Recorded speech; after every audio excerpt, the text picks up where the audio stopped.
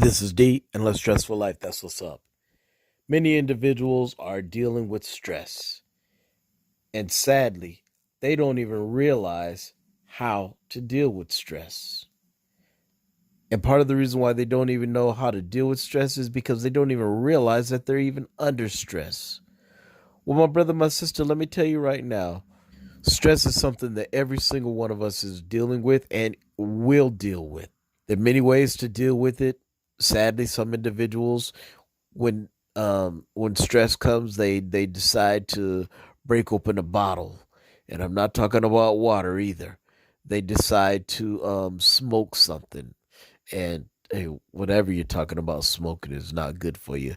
Look at what they're saying about vaping and youngsters. Proper management of stress is crucial, and just think about proper management. The reason why you need to manage the stress is because those stress hormones jump in the system, and those stress hormones are designed to help you fight or fly. Just think about a dog coming at you. A dog's coming at you, and you have to contain the situation, or you have to cut tail and run from the situation. And ain't no shame in the game in running from a dog. Well, assuming that it's a dog, not one of those little teacup things. The cortisol, the adrenaline, the norepinephrine give you the ability so that you can do that. But sadly, those same stress hormones are not just dumped in the system to help you deal with the stress of a raging Cajun dog, but they're also dumped in the system when you see that your child or your children have been using far more electricity than you were expecting them to use. But you're not about to fight.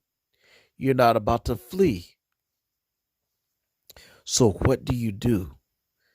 You manage those stress hormones. And how can you manage those hormones? The way you can manage those stress hormones is to build up the happy hormones. And what are the happy hormones? Just think about this. These are things that you need every single day of your life. You need a dose of the happy hormones: dopamine, oxytocin, serotonin, and endorphins. You're actually building up the happy hormones. You're pushing out the helpful that become harmful hormones. How do you get your dose? There's several ways, but one of the ways we're talking about is through good exercise, productive, positive, and powerful exercise. Now we understand that everybody's not at the same skill level. So the thing is, when we're talking about productive, it's I hate to say it, but it's productive for you. And one of the things that's highly significant is brisk walking. Now you don't need to be saying, "Oh, well, this is productive for me," when you're just like a lady I saw sauntering on a treadmill, drinking a hot cup of coffee without spilling any of it. No, that's wrong on so many different levels. What are you doing? You're getting your heart rate up, you're getting your sweat on. That productive physical energy is actually expending the cortisol, the adrenaline, and the norepinephrine. And as it's doing that, you've heard of individuals talk about a runner's high. Well, you can get a productive, a healthy high with brisk walking. You can get that productive, healthy high by other physical activities, but we're just talking about brisk walking today. Brisk walking is something that almost anybody can do. And when you do it, you need to move with a purpose. You need to move with a goal. Now, do you go for distance or do you go for time? Let's just focus on time right now.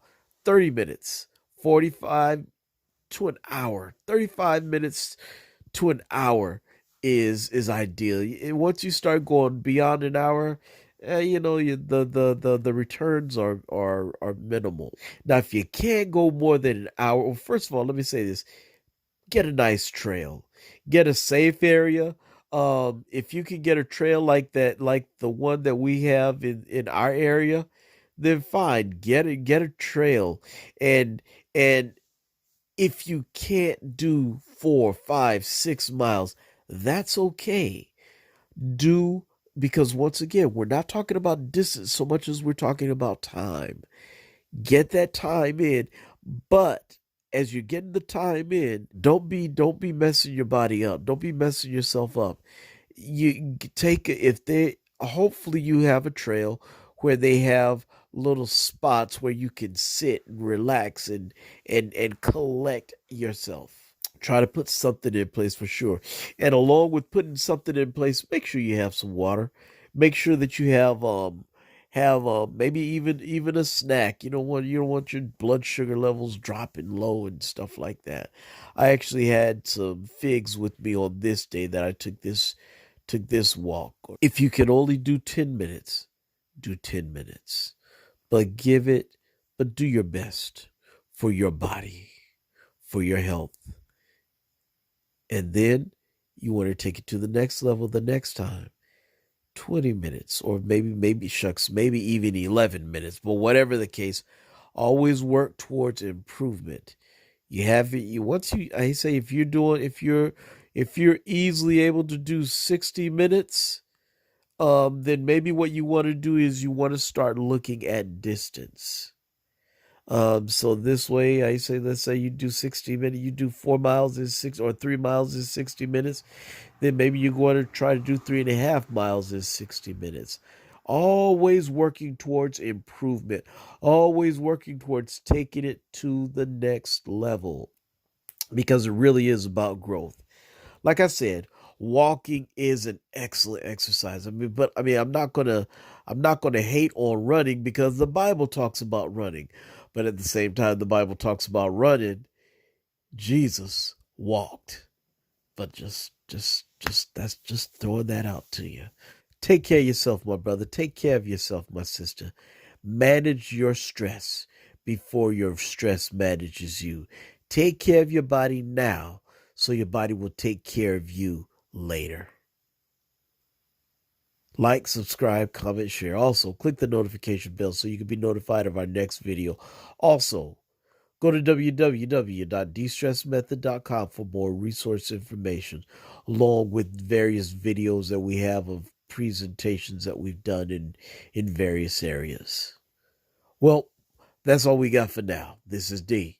And Less Stressful Life. That's what's up. Peace.